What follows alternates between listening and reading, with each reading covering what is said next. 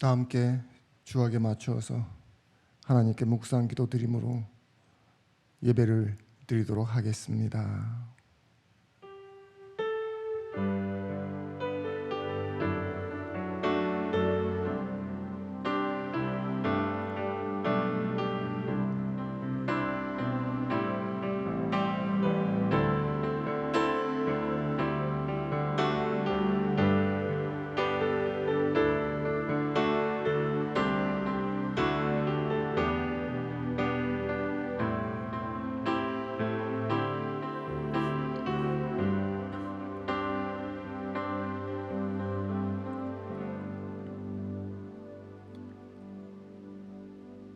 여호와는 말의 힘이 세다 하여 기뻐하지 아니하시며 사람의 다리가 억세다 하여 기뻐하지 아니하시고 여호와는 자기를 경외하는 자들과 그의 인자하심을 바라는 자들을 기뻐하시는도다.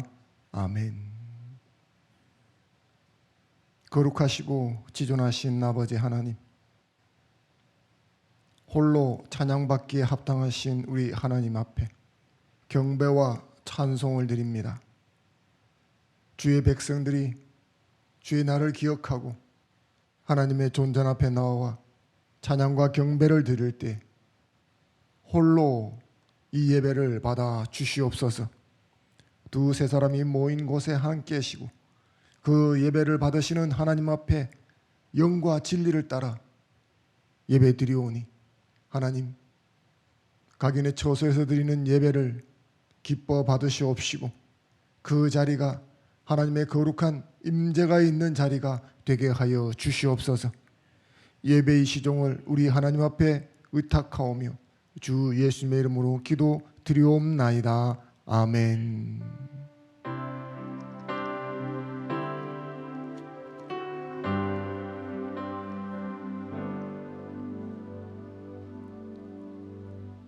함께 신앙 고백하겠습니다. 사도신경으로 우리의 신앙을 함께 고백하겠습니다. 자막을 참조하셔도 좋겠습니다. 함께 신앙 고백합니다. 전능하사 천지를 만드신 하나님 아버지를 내가 믿사오며 그 외아들 우리 주 예수 그리스도를 믿사오니 이는 성령으로 잉태하사 동정녀 마리아에게 나시고 본디오 빌라도에게 고난을 받으사 십자가에 못 박혀 죽으시고 장사한 지 사흘 만에 죽은 자 가운데서 다시 살아나시며 하늘에 오르사 전능하신 하나님 우편에 앉아 계시다가 저리로서 산 자와 죽은 자를 심판하러 오시리라. 성령을 믿사오며 거룩한 공회와 성도가 서로 교통하는 것과 죄를 사하여 주시는 것과 영몸이 다시 사는 것과 영원히 사는 것을 믿사옵나이다. 아멘. 다 함께 찬송 384장 나이가 길 다가도록 찬송으로 하나님께 영광 돌리겠습니다.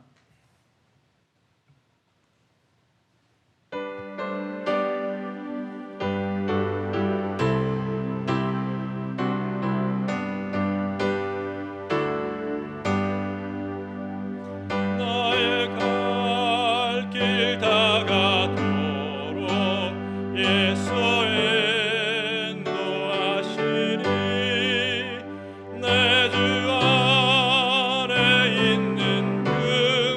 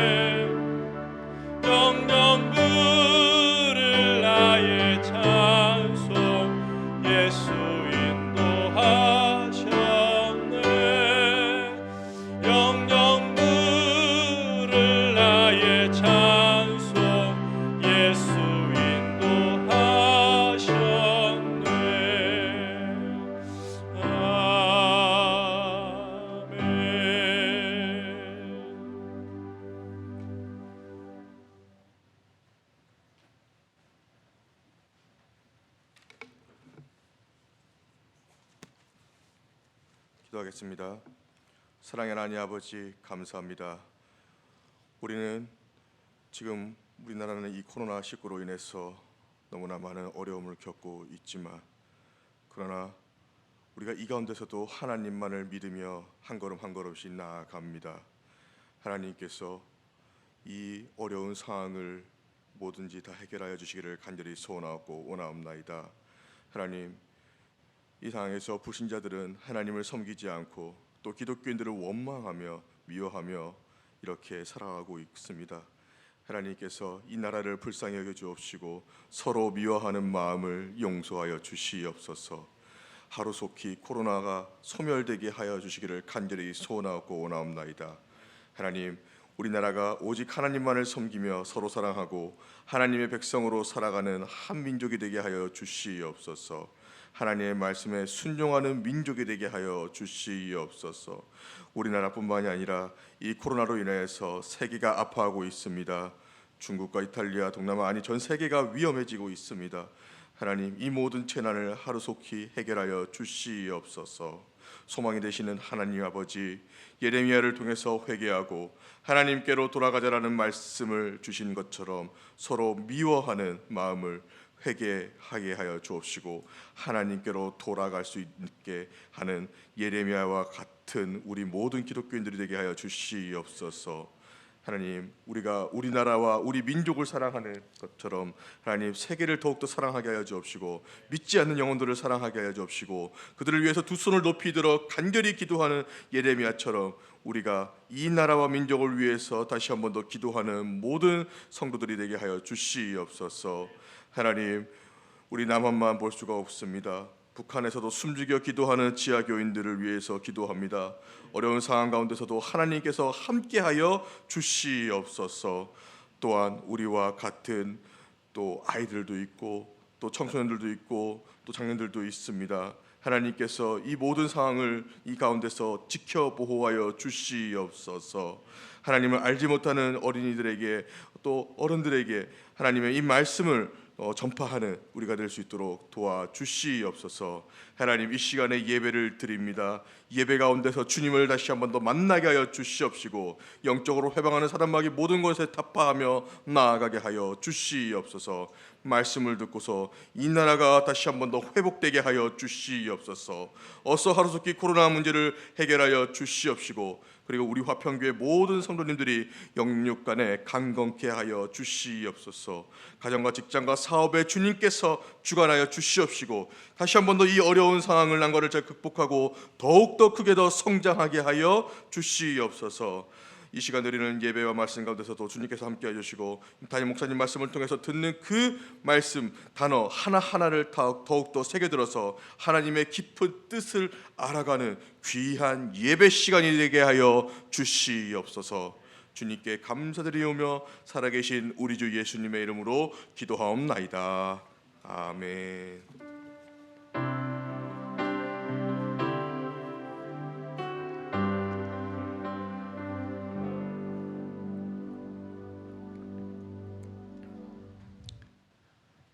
하나님 말씀 함께 나누겠습니다. 신약 성경 빌립보서 4장 4절부터 5절까지 말씀입니다. 한 목소리로 같이 한번 읽겠습니다. 시작. 주 안에서 항상 기뻐하라. 내가 다시 말하노니 기뻐하라. 너희 관용을 모든 사람에게 알게 하라. 주께서 가까우시니라. 아멘. 바울은 신자를 천국 시민권을 가진 사람들이라고 정의했습니다. 그렇습니다. 신자는 땅에 살지만 하늘에 속한 나라에 살고 있는 사람들입니다. 그리고 이 땅에서의 삶은 영적 전투 현장입니다. 좋으나 싫으나 신자가 된 그 순간 영적 전투 현장에 투입된 것입니다. 그래서 사도 바울은 신자는 천국 시민권을 가진 사람이라 정의를 하고 천국 시민권을 가진 신자로서 주 안에서 서 있으라 그렇게 권면하고 있습니다.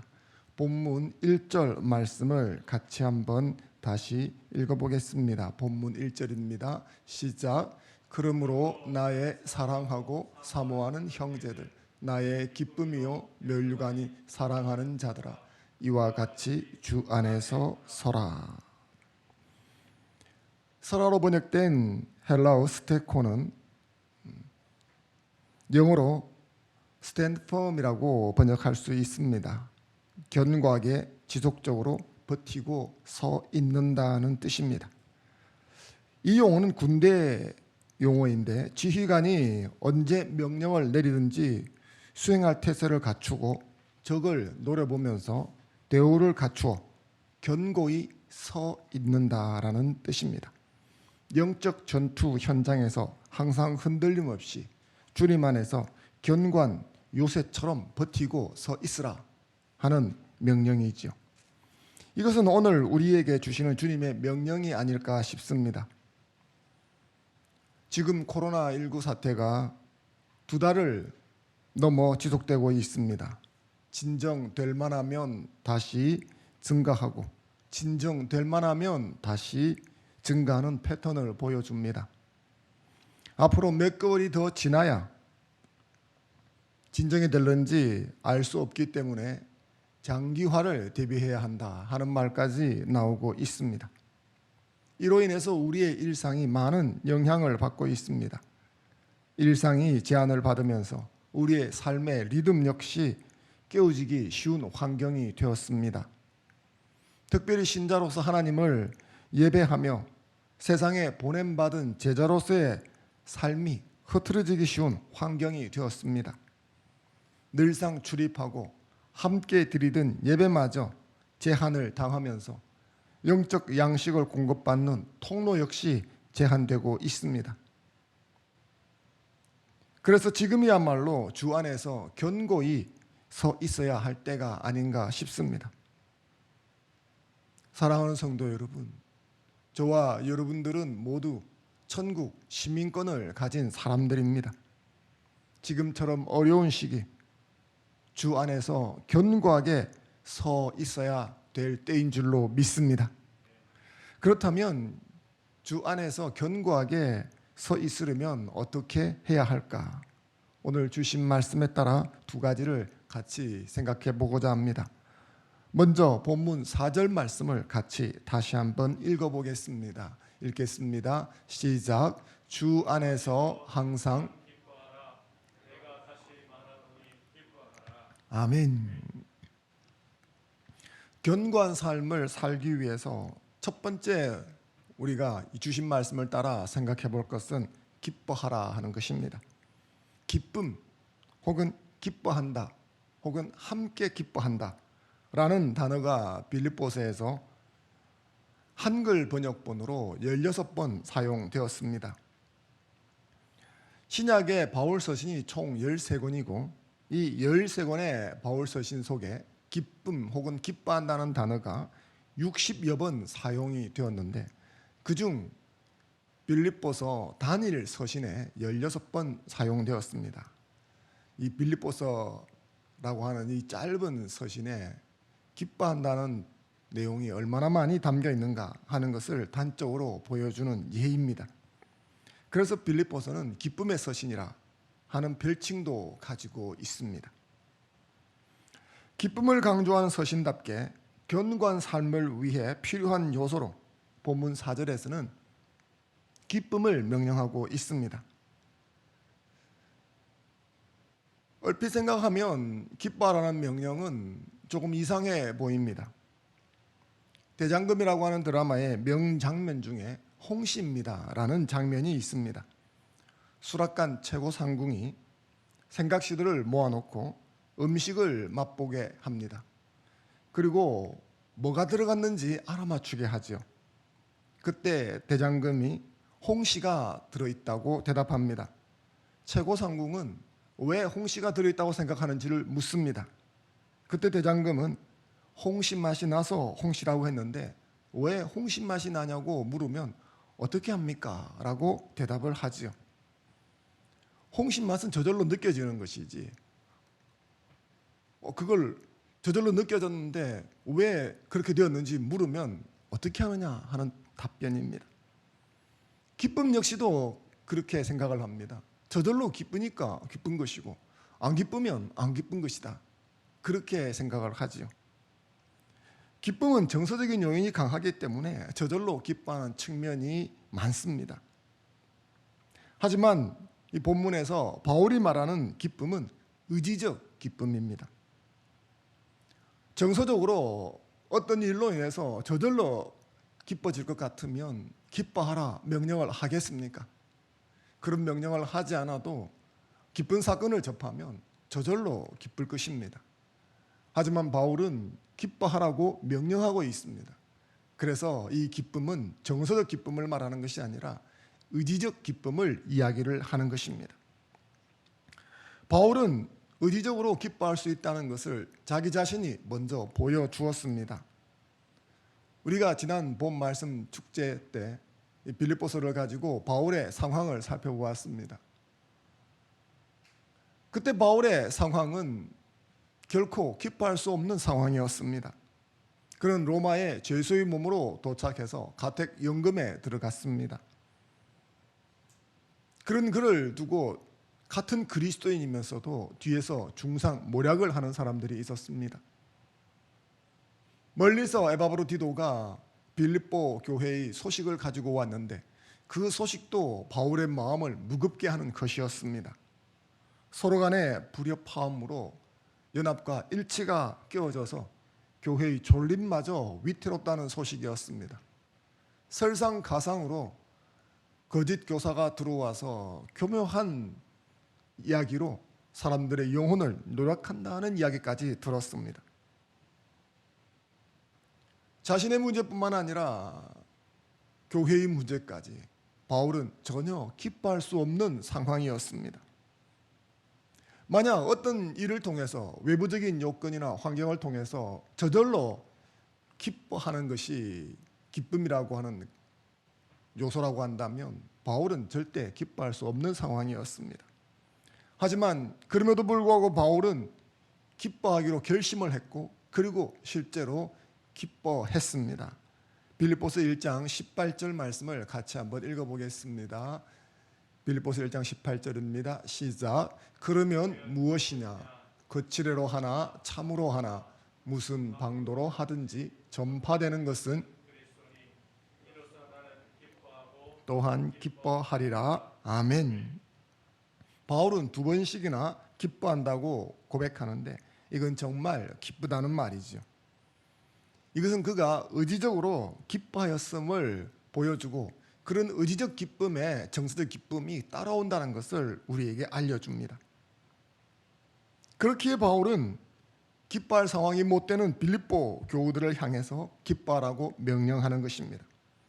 그들이 처한 상황은 우울했고 그래서 기뻐할 수 없었습니다. 그리고 그러한 상황은 견고한 삶을 파괴하는 것이었습니다. 기쁨이 사라지면 뭐가 남을까요?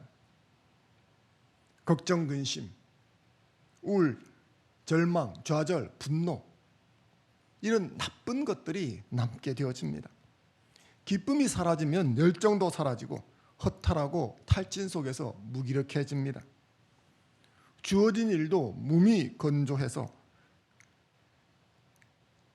그냥 마지못해서 하는 일이 되곤 합니다.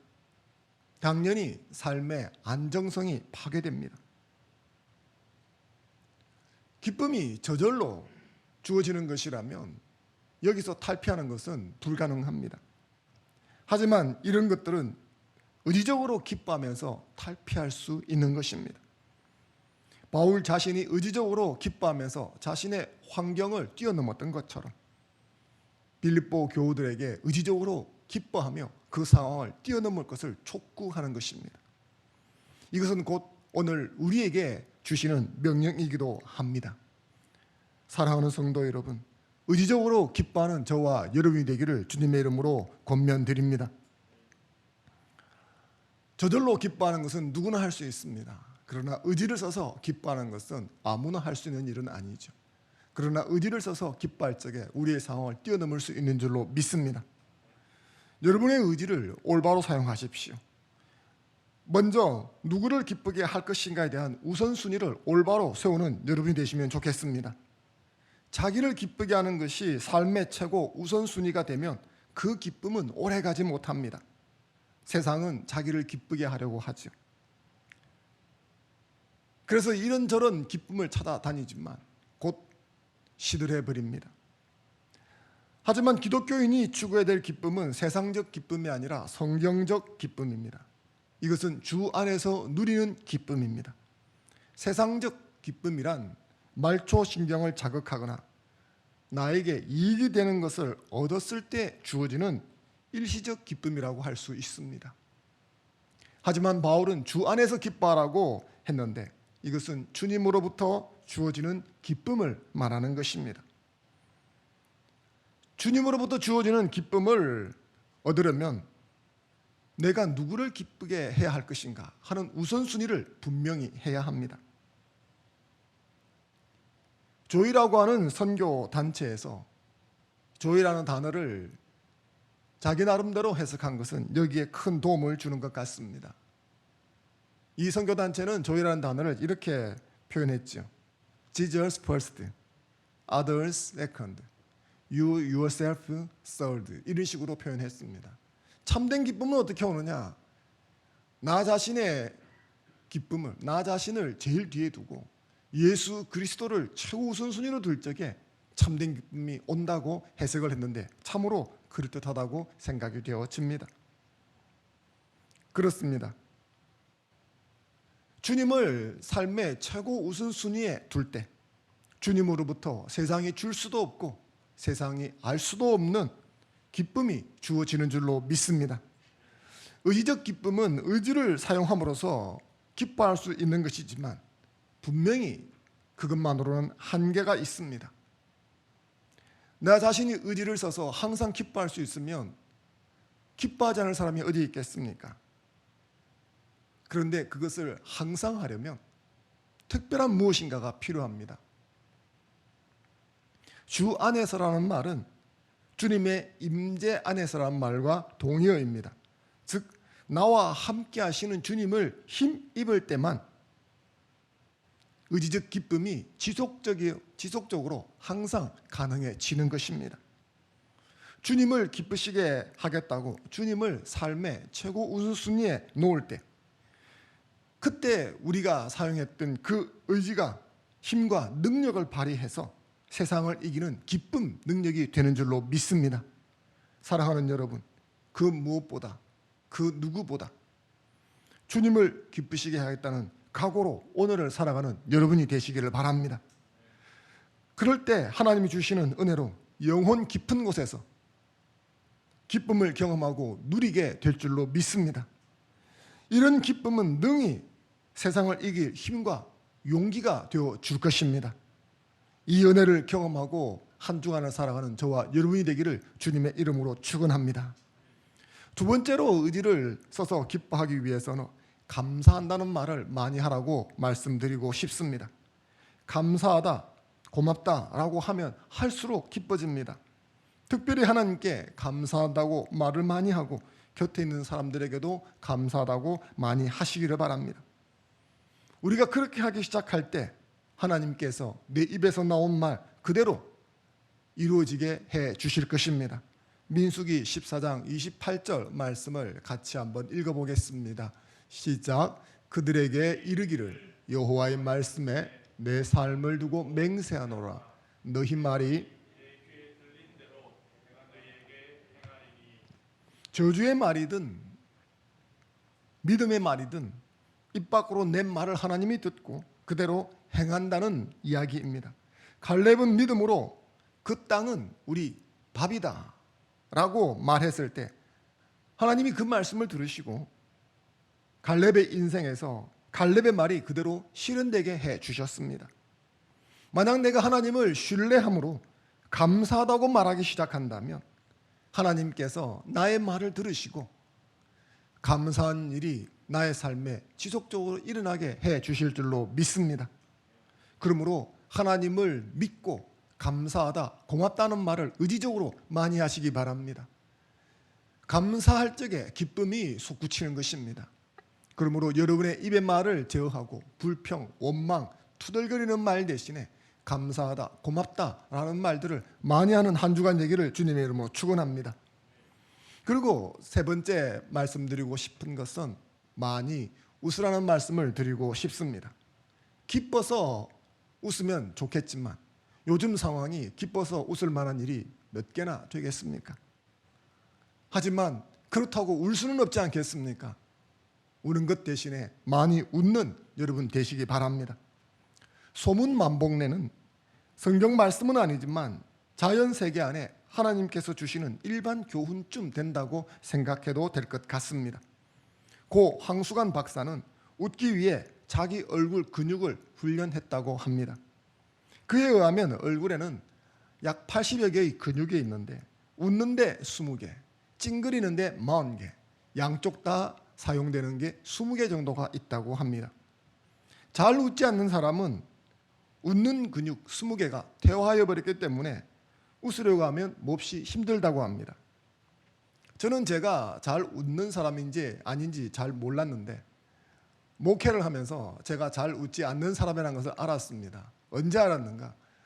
세례식을 거행하고 사진을 찍을 때 알았습니다.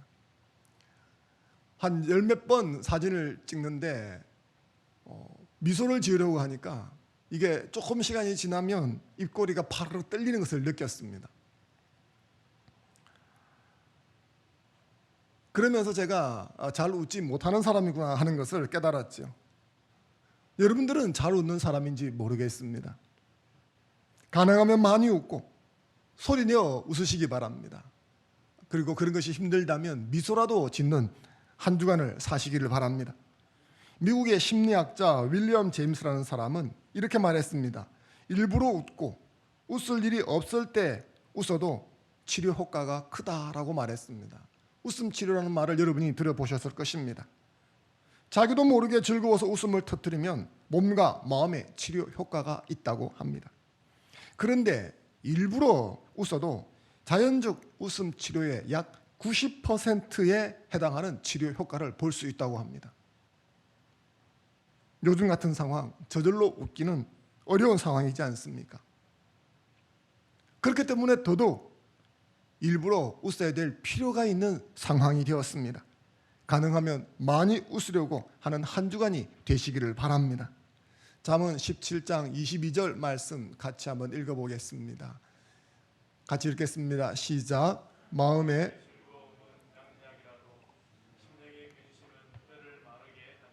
아멘. 마음이 기쁘면 육신의 질병도 고칠 수 있다고 합니다. 주 안에서 기뻐하게 되어지면 활기와 열정을 되찾게 될 줄로 믿습니다. 의지적으로 기뻐함으로써 이 상황을 주님과 함께 이겨내는 저와 여러분 되기를 주님의 이름으로 축원합니다. 본문 4절 말씀이 견고한 삶을 살기 위해서 기뻐해야 한다고 가르쳤다면 본문 5절은 우리에게 관용을 베풀라고 가르쳐주고 있습니다. 본문 5절 말씀을 같이 한번 읽어보겠습니다. 5절입니다. 시작. 너희 관용을 아멘. 관용의 사전적인 뜻을 보게 되어지면 남의 잘못을 너그럽게 받아들이거나 용서하는 것이라는 뜻을 가지고 있습니다. 영어 번역본은 관용을 forbearance 혹은 gentleness로 번역하고 있습니다. 인내, 참음, 자제, 보류, 관용, 상냥함, 점잖음 아주 폭넓은 내용을 가지고 있습니다. 왜냐하면 원어가 이 모든 것을 가지고 있는 단어이기 때문입니다. 관용의 헬라어는 에피에이케스라고 하는 단어인데 이 모든 뜻을 다 가지고 있습니다. 그래서 어떤 주석학자는 이 단어를 합리적이고 공평하며 자비로운 정신을 표현한다고 말했습니다. 다른 사람에게 배려와 관용을 베풀려고 자신의 권리를 기꺼이 포기하는 것이 에피에이케스라고 말합니다. 이를테면 채권자가 채무자의 안타까운 사정을 알고서는 자신의 채권 행사할 권리를 포기하는 것, 그것이 에피에이케스라는 의미입니다. 따라서 관용은 어떤 상황에서 하나님의 뜻을 이루기 위해 적절한 힘을 사용하는 것을 의미합니다. 자기 힘을 다 발휘해서 자기 권리를 추구하는 대신에 아량을 베푸는 것이죠. 몽둥이를 세게 휘두를 수 있는 곳에서 자제하면서 합리적인 대응을 모색하는 것, 그것이 오늘 본문에 있는 관용 에피에이케스라고 합니다. 요즘 코로나19로 인해 가족과 함께하는 시간이 부쩍 많이 늘었습니다. 지난 3월 9일자 중앙일보 뉴스에 의하면 중국에서는 이혼이 급증했다고 합니다. 코로나19 사태로 인해 사실상 가택연금에 해당하는 자가 격리 생활이 수개월째 계속이 되었습니다. 그렇게 되자 중국 산시성 시안시의 17개의 혼인 등기소에서 이혼 예약 건수가 급증했다는 보도입니다. 이혼 사유는 코로나19로 인해 부부가 한 달 동안 집에 틀어박혀 생활하면서 각종 트러블이 발생한 것이 원인이라고 합니다. 좁은 공간에 거의 갇혀서 오랜 시간 함께 지내다 보면 이런저런 트러블이 발생하기 마련이지 않겠습니까? 이런 상황은 한국도 예외는 아닐 것입니다. 코로나19 사태가 발생한 지 벌써 2달이 지나가고 있습니다. 앞으로 언제 끝날는지도 아직 모릅니다. 특히 아이들이 있는 가정에서는 개학이 연기되는 바람에 아이들이 정말 오랜 기간 가정에 갇혀 있는 꼴이 되었습니다. 춘계 방학을 포함해서 거의 한 달 보름 정도 아이들이 집에만 있는 것이죠. 겨울 방학을 포함하면 거의 3개월 정도 있다 해도 과언이 아닌 것입니다. 아이들은 활동성이 강하고 쉽게 실증내는데 좁은 집안에서만 지내라고 하니까 어찌 고역이 아니겠습니까? 아이들만 고역이 아니죠. 아이들을 돌보는 엄마 아빠의 고충도 이만저만이 아닙니다. 특히 아이를 돌보는 엄마의 고충이 큽니다. 삼시세끼를 다 챙겨 먹이려고 하니까 이게 정말 만만치 않습니다. 금방 아침 먹었는데 아이는 엄마 점심 때 뭐 먹어요? 언제 먹어요? 금방 점심 먹었는데 저녁에 뭐 먹어요? 언제 먹어요? 돌아서면 밥하고 돌아서면 밥해야 합니다. 이런 시간들이 길어지니까 작은 일에도 민감하고 신경이 곤두섭니다. 그래서 수시로 화가 나게 되죠. 남편은 도와주지도 않고 요구만 하면 이게 부부싸움으로 발전하기 쉽습니다. 이와 같은 상황 속에서 정말 필요한 것이 바로 관용 에피에이케스가 아닐까 생각이 되어집니다. 내 권리를 지키고 누리기 위해서 내가 가진 힘을 몽땅 사용하면 분쟁과 불화만 있을 뿐입니다. 이럴 때일수록 에피에이케스, 즉 내 권리를 자발적으로 제한해서 적절하게 사용하는 것이 필요한 때입니다. 화를 내는 대신에 도울 수 있고 신경질을 내는 대신에 대화할 수 있고 권리를 주장하는 대신에 섬길 수 있습니다. 이것이 관용입니다. 저는 여러분들이 관용의 사람이 되었으면 좋겠습니다. 특별히 가정에서 관용하는 자가 되기를 주의 이름으로 권면드립니다. 밖에서는 천사표인데 가정에 오면 나몰랑 스타일이 되면 어찌 되겠습니까? 가장 가까이 있는 가족들을 너그럽게 대하고 관용하는 여러분이 되시기를 주의 이름으로 축원합니다. 우리가 주님의 재림을 생각한다면 능히 관용하는 삶을 살 수가 있습니다. 이 땅에 사는 것이 전부라면 이렇게 자기 권리를 절제하면서 사는 것은 불가능하고 또 그렇게 할 필요도 없다 생각이 되어집니다. 한 번 살고 마는 것인데 뭘 그렇게 복잡하게 살겠습니까? 하지만 주님 다시 오신다는 사실을 믿는다면 내 권리를 추구하고 그것을 최우선순위에 두는 삶을 살아서는 안 되는 것입니다. 하나님 나라를 위해서 내 권리를 스스로 내려놓은 것 하나도 없다면 다시 오실 주님을 만나 뵐 때 뭘 하고 대답하겠습니까? 우리는 이 땅에 살지만 천국 시민권을 가지고 주님의 재림을 기다리며 사는 하늘 백성인 줄로 믿습니다. 빌립보서 3장 20절 말씀 같이 한번 읽어보겠습니다. 읽겠습니다. 시작. 그러나 우리의 시민권은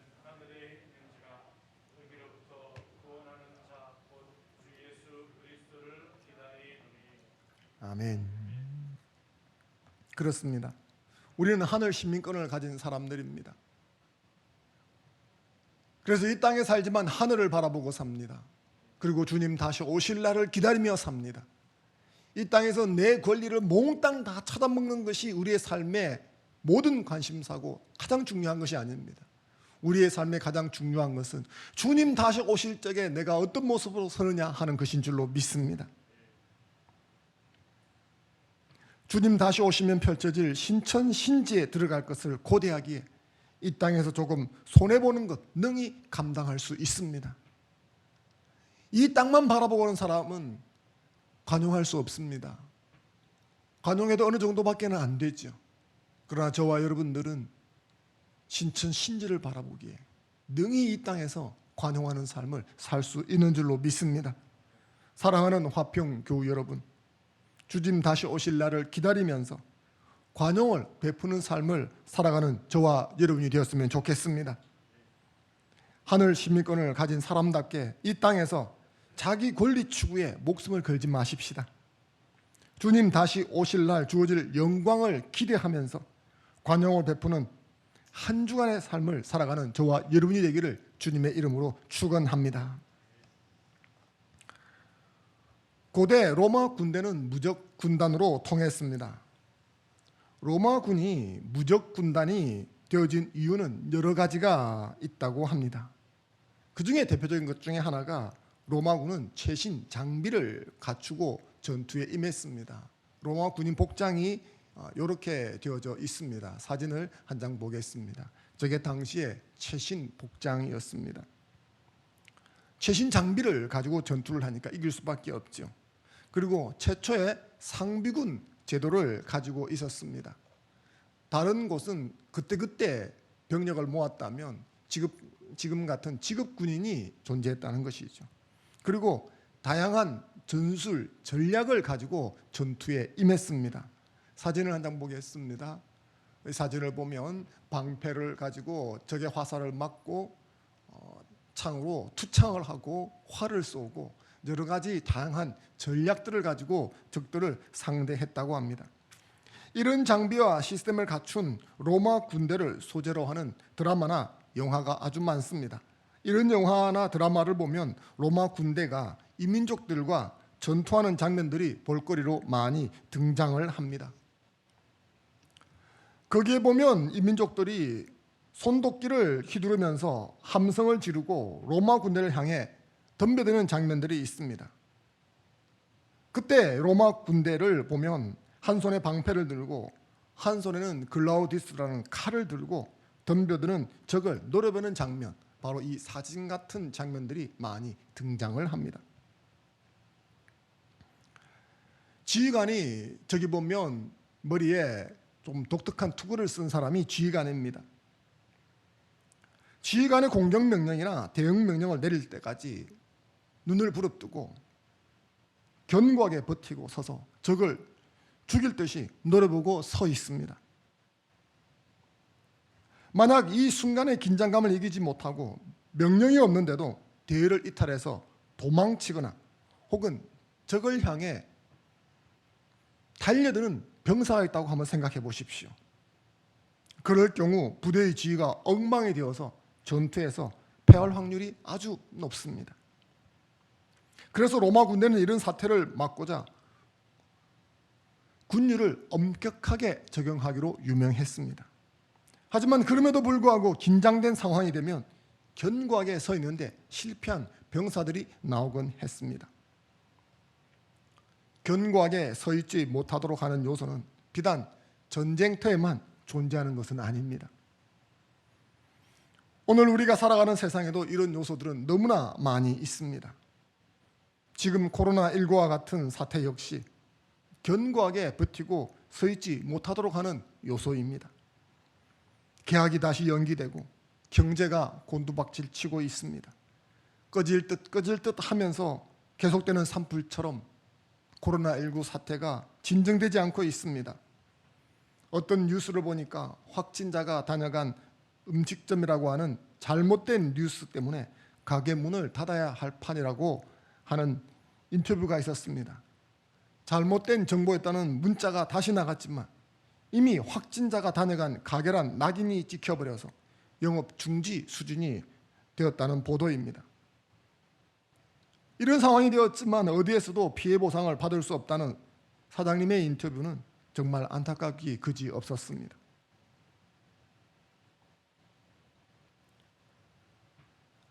그래서 이런 때일수록 견고하게 서서 안정감을 줄 수 있는 사람이 우리 주변에 필요한 것입니다. 앞에 제가 사진으로 보여드렸던 적과 대치 중인 로마 군대의 사진을 한번 떠올려 보십시오. 긴장감을 이기지 못해서 히스테리를 부리는 지휘관, 엄청난 압박감에도 불구하고 결정적인 때를 기다리며 태산처럼 진중한 지휘관, 어떤 사람이 곁에 있기를 바라십니까? 물어보나 마나 아니겠습니까? 우리는 안정감을 주는 사람 곁에 있고 싶습니다. 그리고 그런 사람이 필요한 시기입니다. 저는 오늘 말씀을 듣는 여러분들이 안정감을 주는 사람이 되기를 주님의 이름으로 축원합니다. 상황에 짓눌려 소리치며 히스테리를 부리는 사람은 많습니다. 반면 상황을 다스리며 견고하게 서서 안정감을 주는 사람은 별로 많지 않습니다. 저는 오늘 말씀을 듣는 화평 교우들이 이런 안정감을 주는 사람이 되기를 바랍니다. 여러분들의 의지를 불필요한 곳에 사용하지 마시고 바로 이런 곳에 사용하시기를 바랍니다. 주님과 함께라면 가능하다는 사실을 믿고 의지적으로 기뻐하는데 당신의 의지를 사용하십시오. 그러면 울어야 할 상황 속에서도 웃으면서 상황을 능히 감당해 나갈 수 있을 줄로 믿습니다. 다시 오실 주님을 바라본다면 곁에 있는 이들을 의지적으로 관용하는 여러분이 되시기를 바랍니다. 주님 다시 오실 날 주어질 그 영광을 기대한다면 오늘 곁에 있는 사람들에게 더 너그럽게 대할 수 있습니다.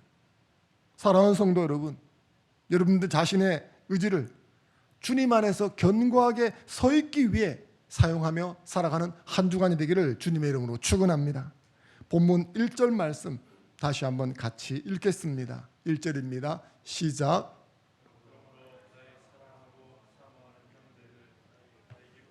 멸류가 아닌 사랑하는 자들아 서라. 아멘. 여러분이 상황에 이끌려 가도록 방치하지 말고 의지를 사용하시기 바랍니다. 주 안에서 견고하게 서 있기 위해서 의지를 사용하십시오. 그럴 때 우리는 이 땅에서 그리스도인으로서 선한 영향력을 흘려보낼 수 있는 줄로 믿습니다. 한 주간 여러분 곁에 있는 사람들에게 선한 영향력을 흘려보내는 안정감 있는 사람이 될 수 있기를 주님의 이름으로 축원드립니다. 잠시 주신 말씀 붙들고 함께 기도하는 시간 갖겠습니다.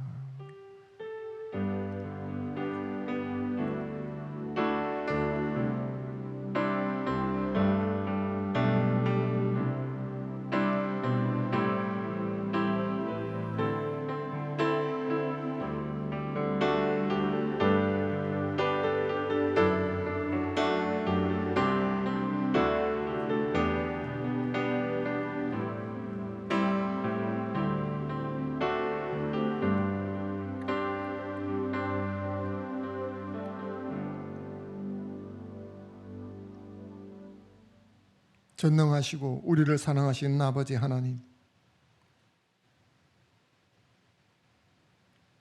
이 시간 하나님께서 주 안에서 견고하게 서 있으라고 하시는 말씀을 들었습니다. 우리의 삶의 상황은 우리의 견고한 삶을 파괴하고 흔들어서 무너지게 하려는 상황들로 가득 차 있습니다. 주님, 이러한 상황에 함몰되는 대신에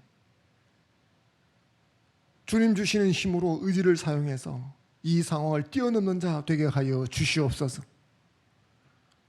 항상 기뻐하며 관용하는 사람으로 한 주간을 살아가는 우리가 되게 하여 주시옵소서.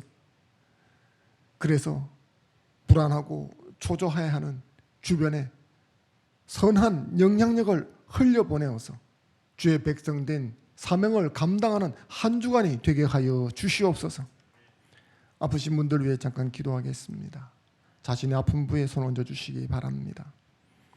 믿는 자들에게는 이런 표적이 따르리니 곧 그들이 내 이름으로 귀신을 쫓아내며 새 방언을 말하며 뱀을 집어올리며 무슨 독을 마실지라도 해를 받지 아니하며 병든 사람에게 손을 얹은즉 나으리라. 아멘. 사랑하는 아버지 하나님, 우리는 하나님의 전능하심과 인자하심을 믿습니다. 그래서 주의 백성들이 천성을 향해 나가는 그 여정 속에서 영혼이 잘된 같이 범사에 잘되게 하는 것이 하나님의 뜻인 줄로 믿습니다. 이를 방해하는 육신의 질병 역시 하나님께서 원치 않는 줄로 믿습니다. 우리 하나님께서 우리에게 건강한 육신과 건강한 정신을 허락하신다는 사실을 믿고, 비록 우리의 육신에 질병이 들었지만 하나님께서 전능하신 능력으로 우리를 고칠 수 있다는 사실을 믿으면서 내 육신의 질병에 손을 얹었습니다. 주님, 이 손이 주의 능력의 손이 되게 하여 주시옵소서. 권능의 손이 되게 하여 주시옵소서. 치유의 손이 되게 하여 주시옵소서. 나사렛 예수 이름으로 명하노니 믿음으로 손 얹은 부위에 있는 질병은 이 시간 깨끗하게 나음을 입을지어다. 통증은 사라져버릴지어다. 주 보좌로부터 치료하는 광선이 발하여져서 그 온몸을 관통하고 지나갈 적에 그 속에 있는 모든 것들은 치유될지어다. 주의 이름으로 선포하였습니다. 외양간에서 놓은 송아지가 절로 펄쩍펄쩍 뛰는 것처럼 주님을 찬양하는 복된 입술들이 다 되게 하여 주시옵소서. 감사합니다. 예수님 이름으로 기도드렸습니다. 아멘. 찬송가 436장으로 하나님께 영광 올려드리겠습니다.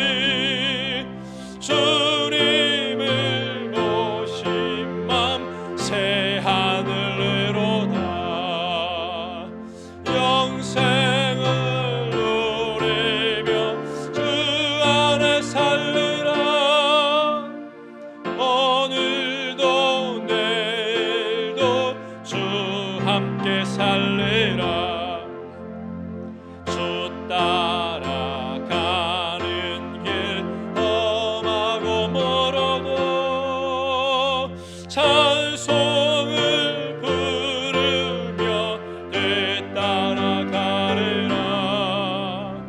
나 주를 모시고 영원히 살리라. 날마다 주 함께 살리라. 영생을 누리며 주 안에 살리라. 오늘도 내일도 주 함께 살리라. 광고 있겠습니다.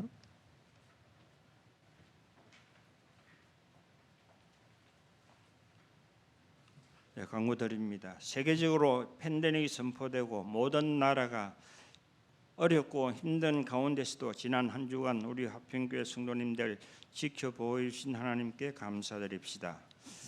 1번입니다. 한 주간 본당 개인 기도와 행정 업무 외에는 이번 주간도 교회 출입을 금합니다. 성도님들의 양해를 구하며 협조해 주심에 감사드립니다. 2번입니다.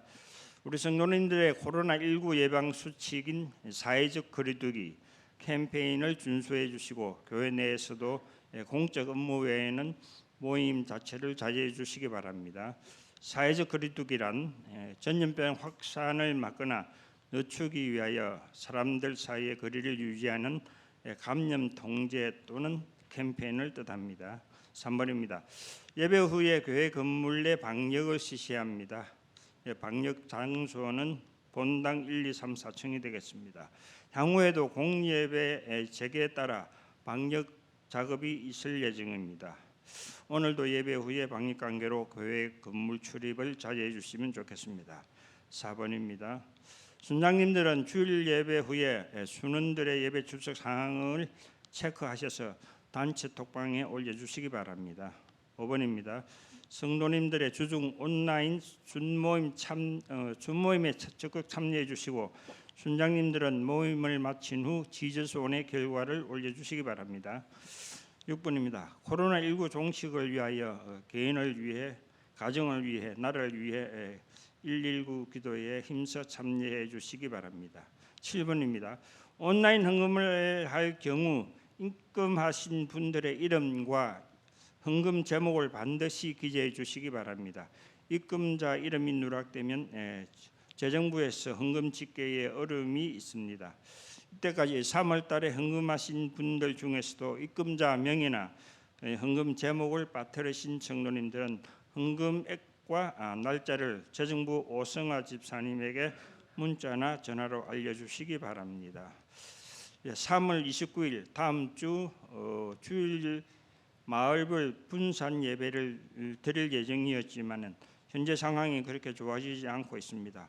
차후 상황을 파악하여 순장님들을 통해 연락을 드리겠습니다. 오늘 말씀처럼 사도 바울처럼 의지적으로 기뻐하며 웃으며 감사할 조건을 찾아 감사하며 견고히 있어가는 한 주간 되시기를 바랍니다. 이상입니다. 네, 찬송가 430장 주와 같이 길 가는 것 찬양 드리면서 폐회하도록 하겠습니다.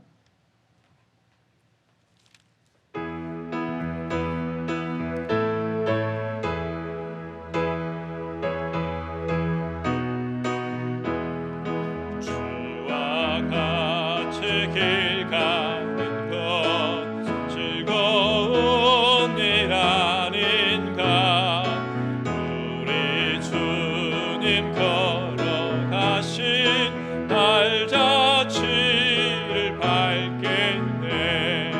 한 걸음 한 걸음 주 예수와 함께 날마다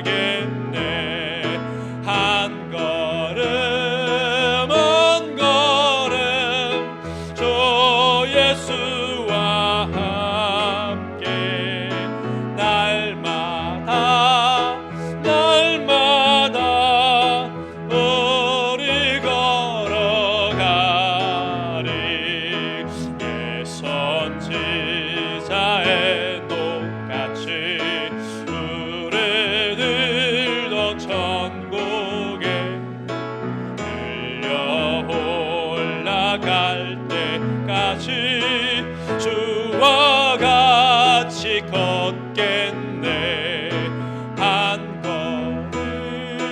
한 걸음 주 예수와 함께 날마다 우리 걸어가리.